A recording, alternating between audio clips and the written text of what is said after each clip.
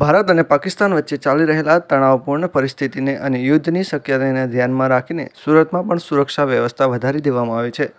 સુરક્ષાની દ્રષ્ટિએ black marine commando સુરતના હાજીરા, સુવાલી, ડાભારી, ડુમસ જેવા દરિયાકિનારા પર તૈનાત કરવામાં આવ્યા છે, જે કેટેગરી 1માં સમાવિષ્ટ છે.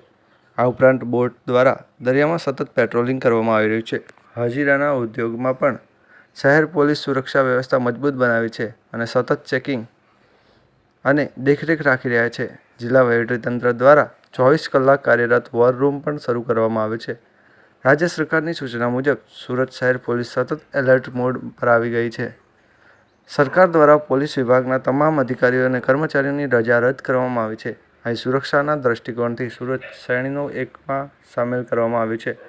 હાજીરા બંદર અને અહીંના ઉદ્યોગમાં સુરક્ષા મજબૂત બનાવવામાં આવી રહી છે. ડુમસ બીચ, સુનાવલી બીચ, ડાભારી બીચ સહિત હાજીરા બંદર પર બ્લેક મરીન કમાન્ડો તૈનાત કરવામાં આવ્યા છે. આ ઉપરાંત દરિયામાં બોટ દ્વારા સતત પેટ્રોલિંગ કરવામાં આવી રહ્યું છે. જે સમયે એસઓજી પોલીસ હાજરીના ઉદ્યોગો ગુપ્ત સ્થળે સ્થાપિત કરી નજર રાખી રહી છે. Bureau report, Sunil Ganjawala, Surat.